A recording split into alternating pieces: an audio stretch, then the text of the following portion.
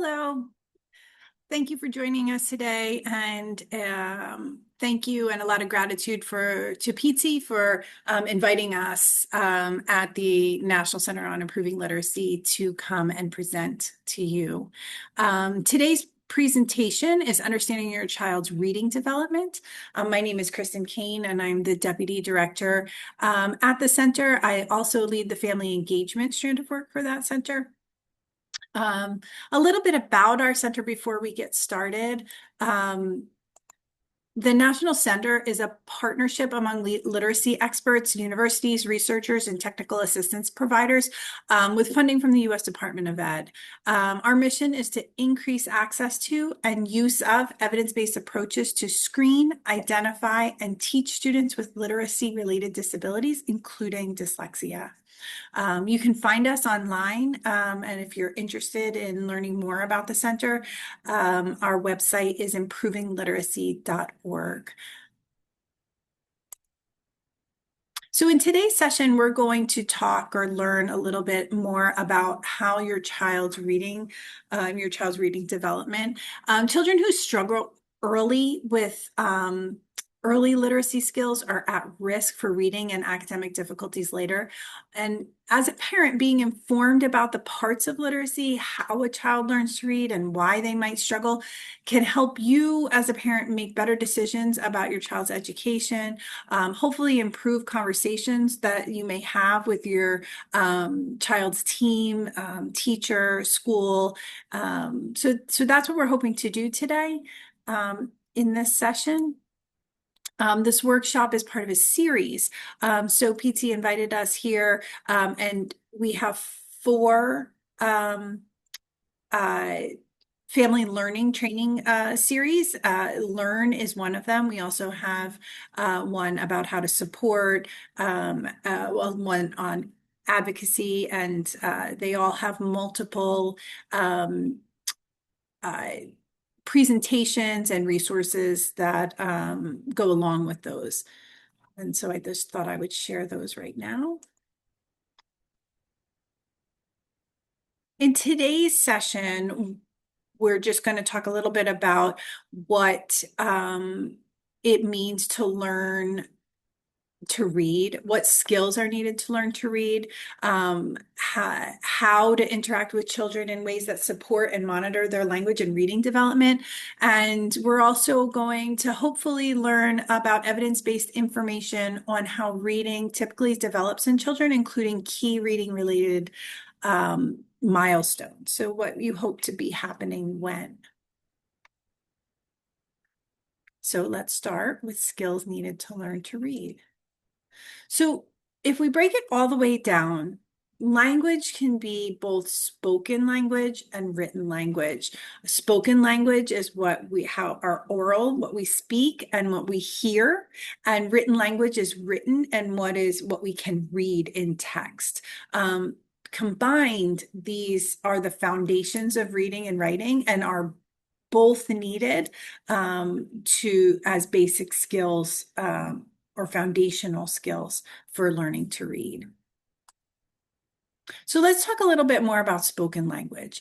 Understanding and using words and ideas to speak and listen. So having conversations with children and sort of tuning in or intentionally listening for the understanding of the words that children are using is a great way to sort of think about how when we speak or communicate with children, if they have those spoken language skills that are needed. These are foundational for learning to read. So even before a child might interact with letters, the ability to support oral language is important. So let's jump into a little video here that might demonstrate this.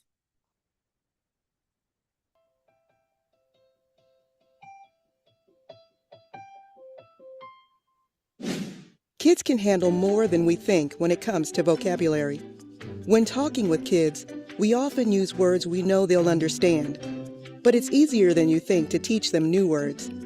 And expanding their vocabulary is key to becoming a stronger reader. Try using more descriptive words when talking with young children.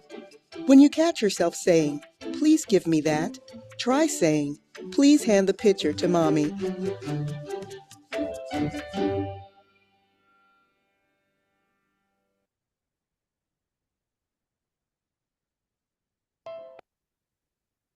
So as I said, we have spoken language and then written language. And written language is understanding how sounds and words are then translated into written or text.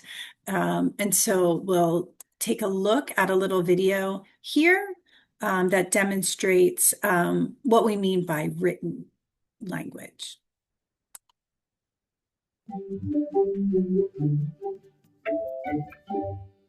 What is phonemic awareness? This is the key to learning to read. It is the ability to hear, identify, and play with sounds and words.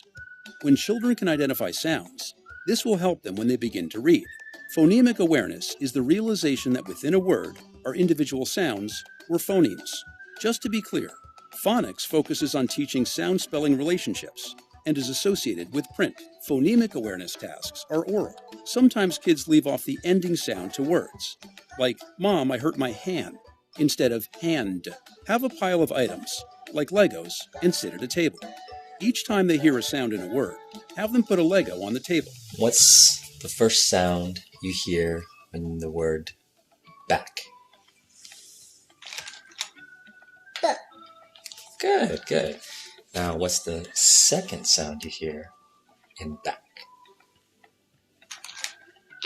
Ah, good job. And what is the last sound you hear in back? Great, good job. They can go back and touch each Lego to repeat b-ack, then say back.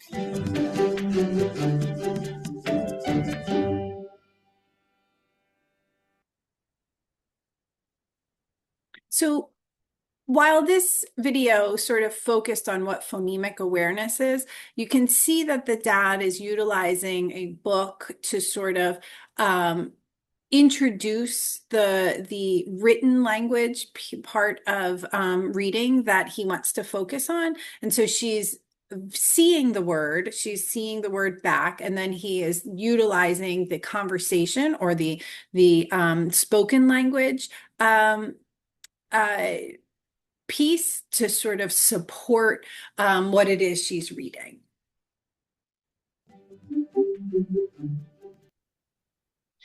So now that we kind of understand that at its very basic pieces, reading is both oral or spoken and written. What we also need to understand is that building on those two things, we have a nice little we have two pieces here, two infographics here that sort of break down what families or educators need to know about what goes into reading.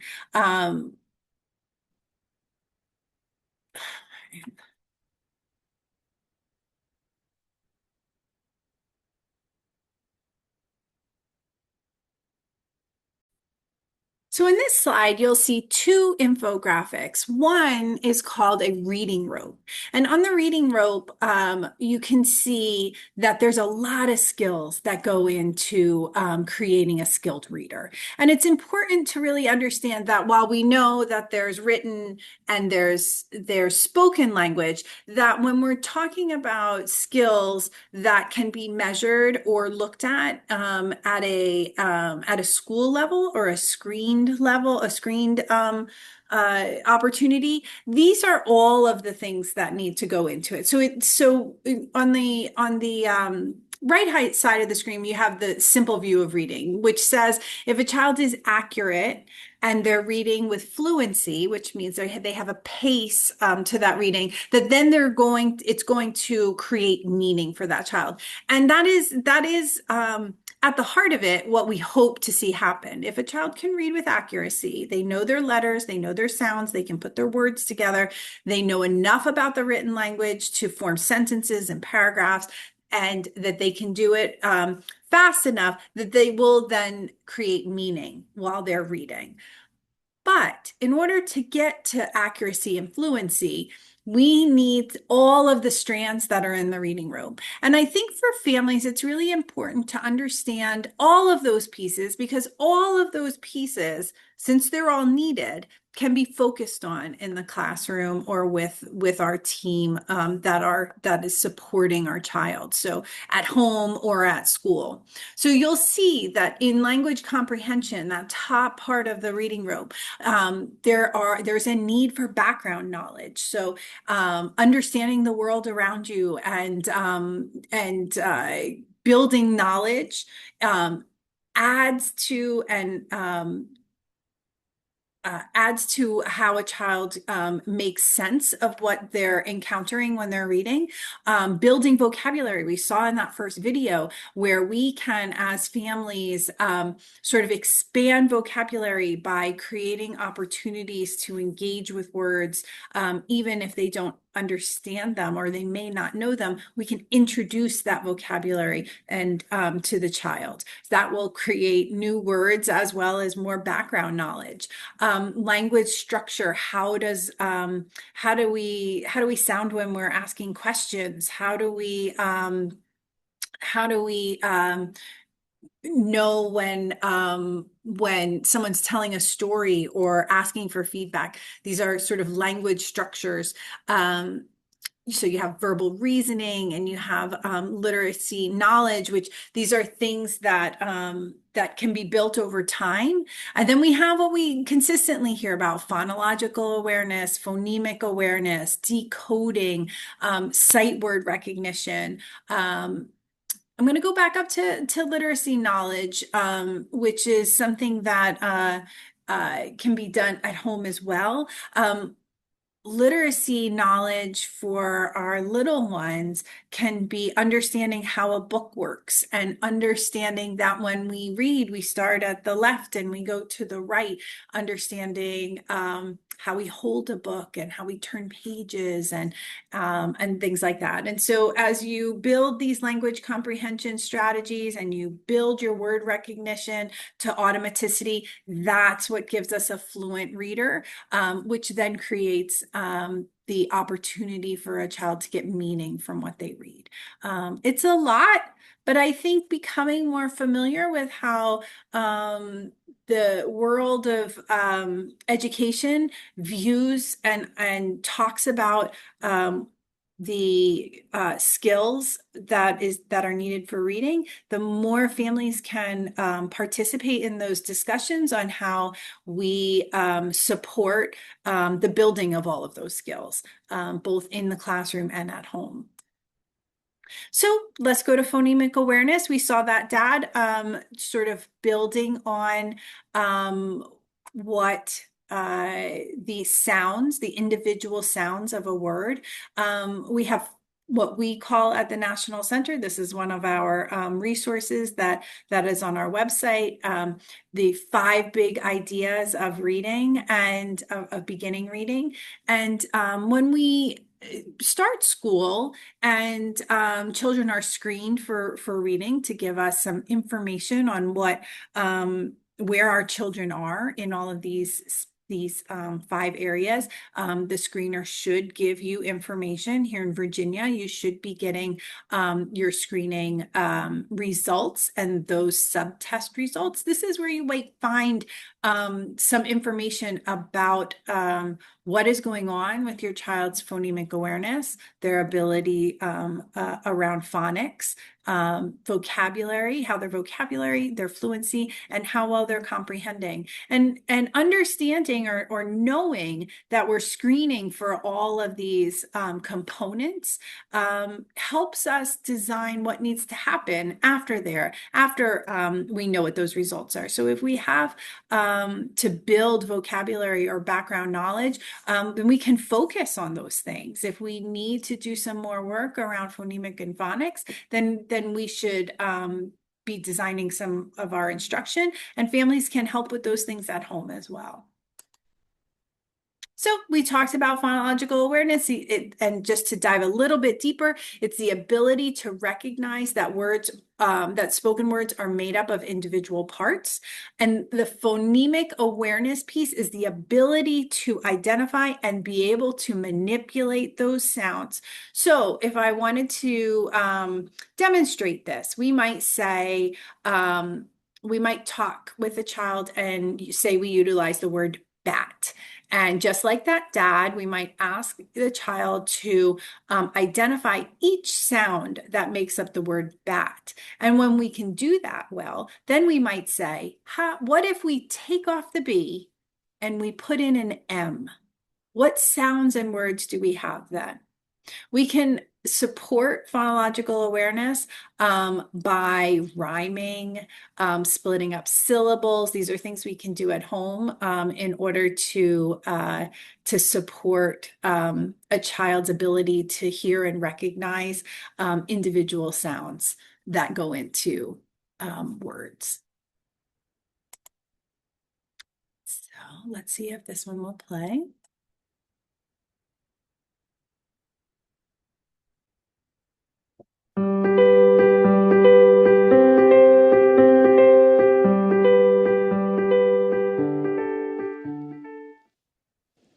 What is phonemic awareness?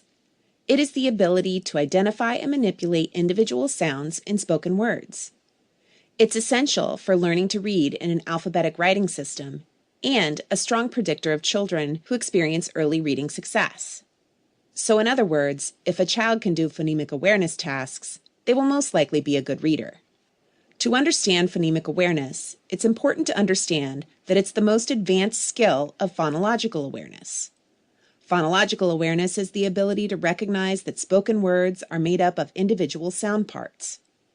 It is like an umbrella under which phonemic awareness exists with other levels of phonological awareness. These levels progress from larger sound units to the smallest sound unit and includes the ability to distinguish sounds at a word, syllable, onset rhyme, and phoneme level. So, phonemic awareness is a skill within phonological awareness that emphasizes an ability to play with words at the smallest unit of sound by identifying, categorizing, isolating, blending, segmenting, adding, deleting, and substituting individual phonemes in words. So, what does phonemic awareness look like? For starters, it's an auditory skill. It is the task of being able to pull apart words into their individual phonemes, the smallest unit of language, when heard. Purposeful phonemic awareness instruction includes identifying, recognizing a first sound in a word. What is the first sound you hear in cat? K. Matching, taking a beginning sound and noticing it is the same as other beginning sounds. Choose a picture that matches the first sound d, dog, and door. Categorizing, grouping beginning sounds together that are the same. Is the k in cat the same as the in map? Is it the same as the k in cap? Is the k in cat the same as the k in can? Cat, cap, and can start with the same sound. Blending, putting phonemes together to say a word.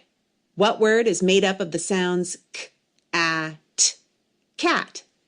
Segmenting, saying each phoneme in a word. What are all the sounds you hear in cat? K, a, t. Deleting, removing a phoneme to change a word. What is cat without the k sound? At. Substituting, changing a phoneme to make a new word. What word would you have if you changed the t in cat to an n? Can. And adding, which is adding a phoneme to make a new word. Add k to rash. What is the new word? K, rash. Crash. How do we teach phonemic awareness? Keep lessons short, less than 15 minutes. Focus on only 1 or 2 phonemic manipulation activities in a lesson. Use materials that reduce memory load and help represent sounds. For example, using pictures to help children remember the words and to focus their attention, or using a 3-square strip or blocks to represent sounds in a word. Tie it to your instruction in reading and writing. So, present an auditory task focused on phonemic awareness, then include the same target sounds in words that students will practice reading or spelling. Once children can blend and segment sounds easily, use letters during lessons as a transition to phonics. Seeing the letters helps children associate which sounds go with which letters. Finally, why is phonemic awareness important? It helps children get ready for reading and writing, understand that words are made of smaller sounds, and helps them sound out words as they read and write. One of the common differences between readers who struggle and those who don't is strong phonemic awareness. First graders who cannot blend sounds into words or segment words into sounds are likely in need of phonemic awareness intervention. Some students will also need word level and spelling instruction to explicitly link sounds to print. Thanks for watching the Big 5 and Under 5 Phonemic Awareness. If you're interested in learning more, check out the National Center on Improving Literacy's Implementation Toolkits.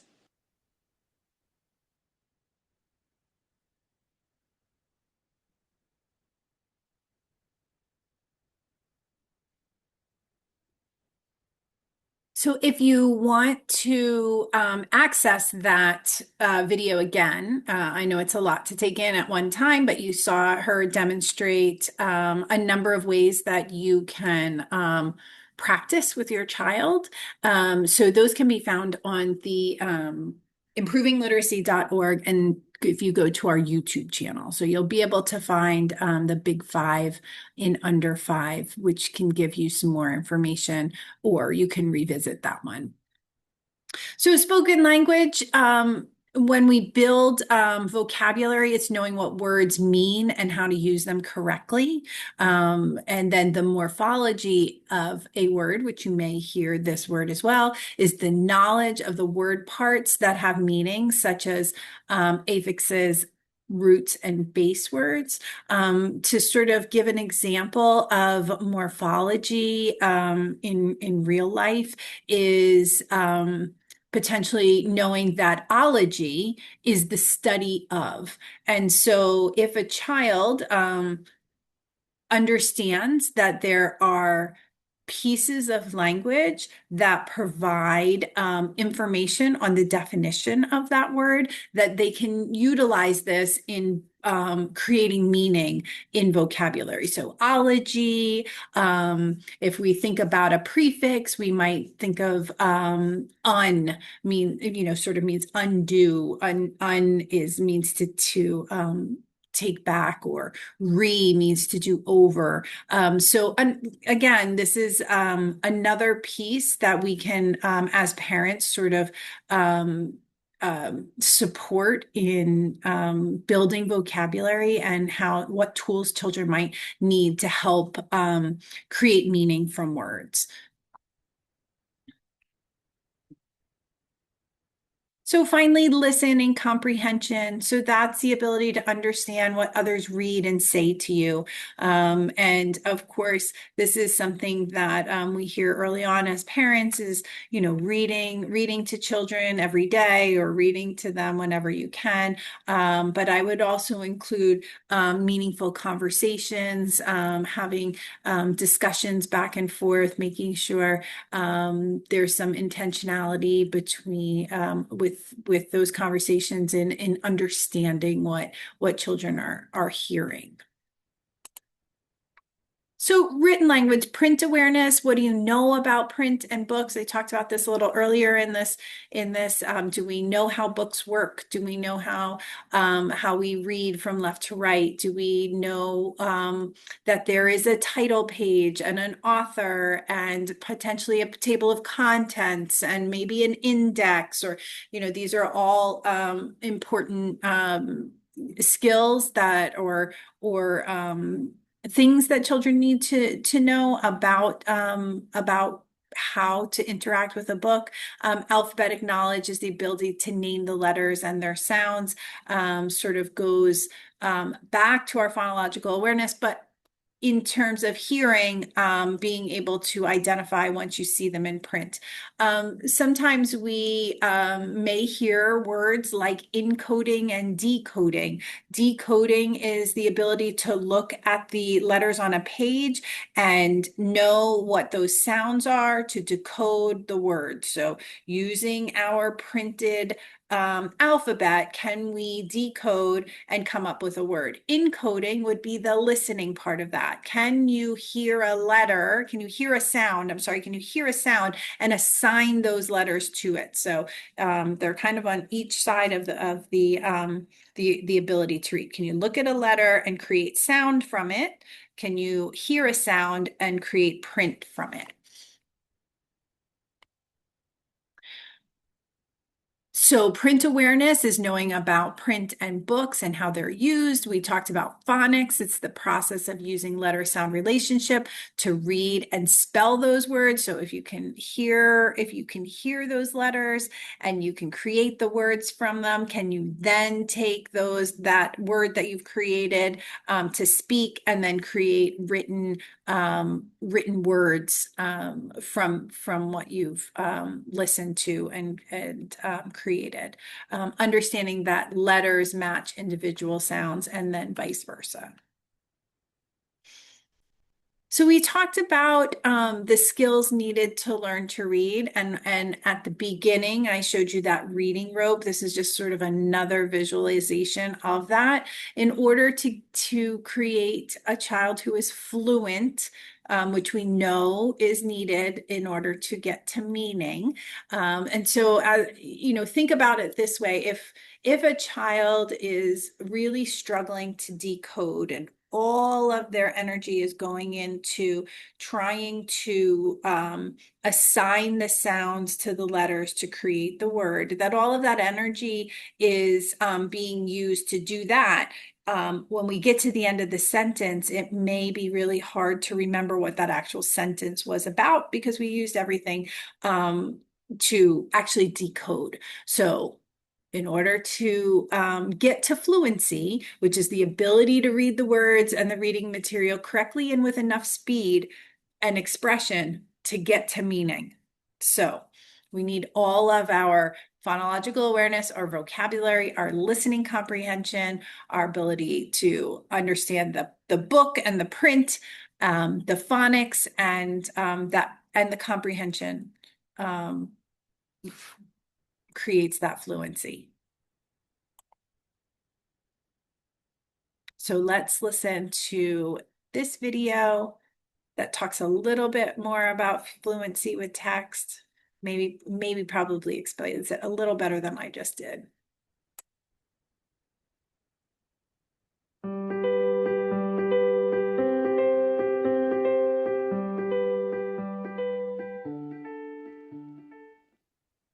What do we mean when we talk about fluency? Fluency with text is reading words with no noticeable cognitive or mental effort. It's when the fundamental skills are so automatic that it doesn't require conscious attention. So, what does that mean exactly? Let's give some examples. People can perform many tasks with automaticity or automatically, like walking, riding a bike, or driving a car. Fluency, like riding a bike, develops through practice. Students go from sounding out individual letters and letter combinations to reading words quickly and effortlessly, with lots of opportunities for practice until reading the words can be performed with a high rate of success. Fluency in oral reading has 3 parts: accuracy, which is reading with few errors; reading speed, or the rate at which a student reads; and prosody, or the skill of reading aloud with proper intonation, phrasing, and expression. To be a fluent reader, all 3 of these components must be in place. So, what do fluent readers look like? Fluency research says that successful readers rely primarily on the letters in the words rather than context or pictures to identify familiar and unfamiliar words. They process virtually every letter. They use letter sound correspondences to identify words. They have a reliable strategy for decoding words. and they read words a sufficient number of times for words to become automatic. Why should we focus on fluency? To gain meaning from text, students must read fluently. Proficient readers are so automatic with each component skill, phonological awareness, decoding, vocabulary, that they focus their attention on constructing meaning from the print.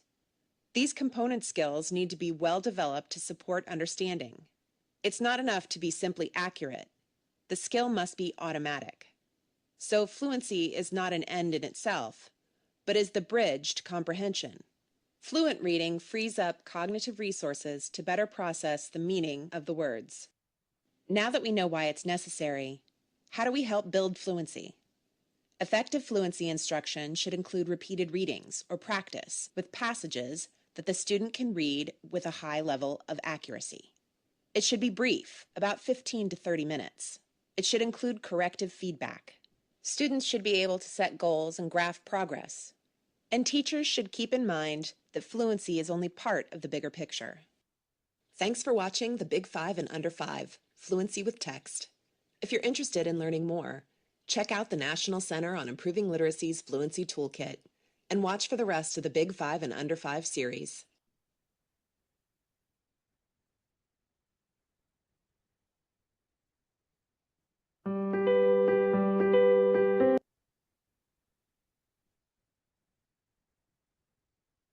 There we go. So now that we know a little bit more about what those basic skills are and how we can support them at home as parents, how we can have conversations with schools or what we might be looking for from our schools, we've developed a handout that you can find on our website, that parents can ask schools about literacy development. If you have concerns or you've received a screening test scores or screening scores back, you have concerns. In Virginia, if you're joining us from Virginia, if your child is falling below benchmark on any of those skills, we do have some policy that sort of asks for reading plans. So if we know that a child is performing below what we had hoped for grade level, that then the teacher makes a plan for how we're going to close that skill gap before we screen again. So this if you have concerns and you want to open up a conversation, you're really not sure like how I might want to ask these questions. That's what this handout is for. So you might ask, what are the school's literacy goals for children and families? How does the school partner with families when developing its literacy goals for students? And every state is going to be a little bit different in how they approach when and how they screen children.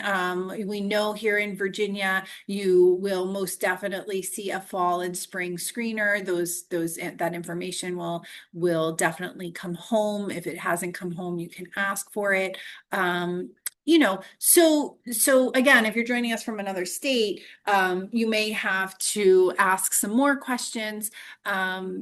But here in Virginia, you may want to ask at a conference, to have some of these skills explained to you, or maybe review what a child's reading plan is. And if your child is meeting benchmark, but you're curious, it's okay to have these conversations with your child's teacher and learn about what you can do at home to practice what they're doing at school. So sort of understanding, what skills are we working on in the fall, and how can I help at home to support what you're doing in the classroom every day. So this is just sort of something to help get conversations started at school. So how does reading typically develop?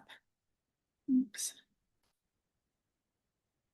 So the way that we kind of talk about readers, we talk about emergent readers. These are our little ones, our early readers, the children that are engaging with text a little bit, transitional readers, and then fluent readers, where a child would just pick up whatever they want to read and read it on their own independently. This is a nice milestone resource that comes from Reach Out and Read. We can make sure that you have access to this. I believe PTs will have access to it or can send it out to you if you need it. This can help a family sort of understand what's expected at from birth to 5. So before we're heading into school, where children should be in where skills should be in those years before we get to school.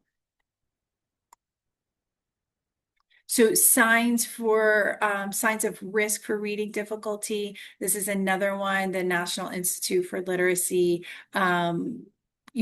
quickly naming letters, learning letter sound connections, noticing and playing with individual sounds. I mean, you're going to see a pattern here. These are the same things that we just talked about earlier in this presentation.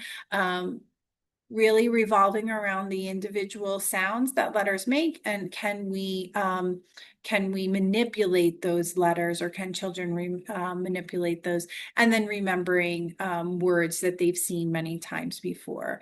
For those that might be engaging in this who might have older readers may have children who have a reading disability like dyslexia, these are things that if because I am a parent of a child with 2 children with dyslexia, these are areas that presented problems very early on.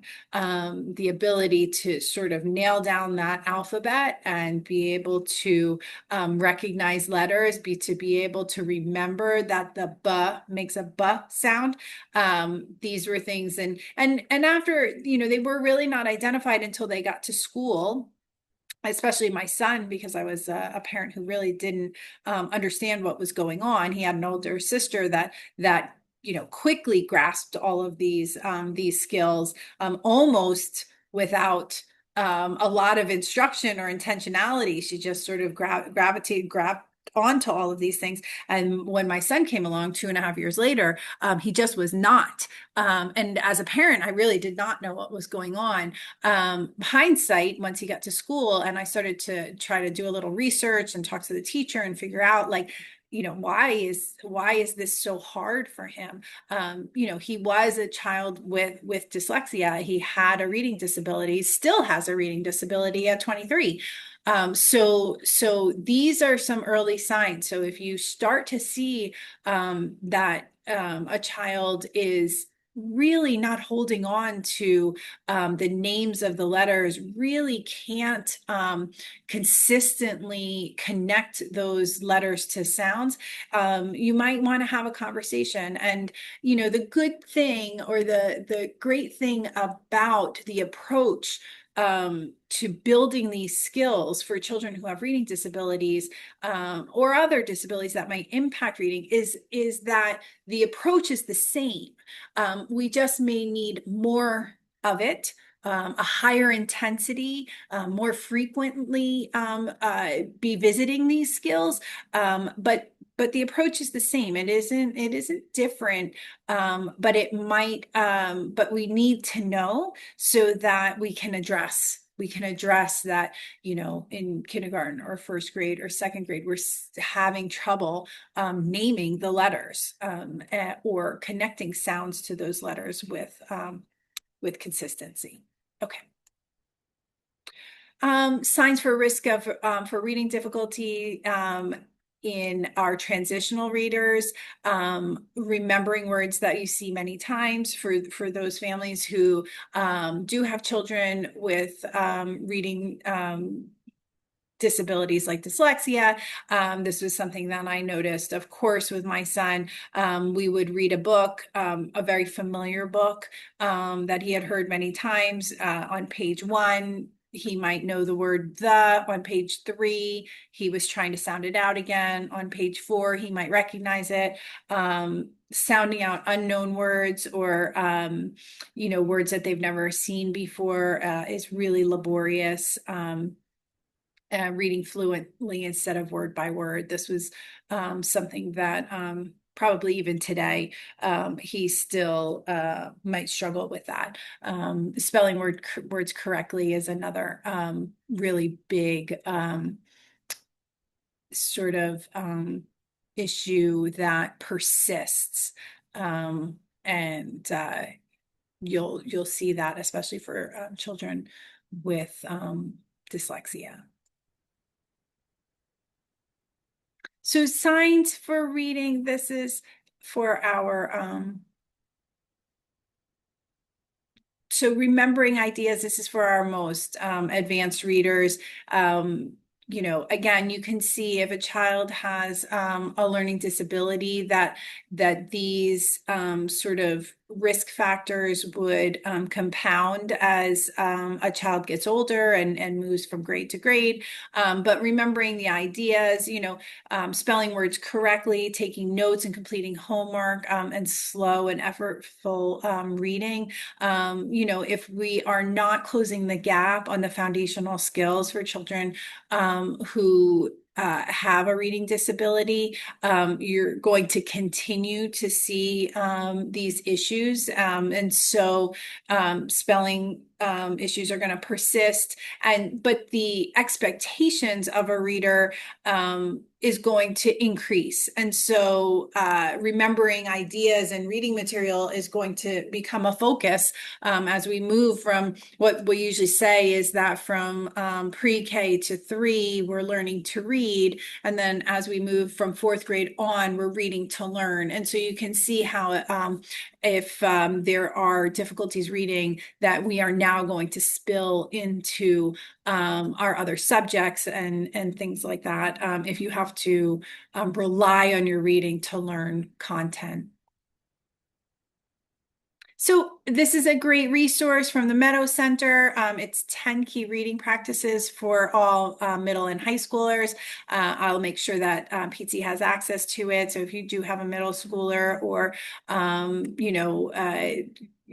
a child that's in middle school or high school, this might be one to visit for support. So I want to thank you all for joining today. I appreciate the opportunity.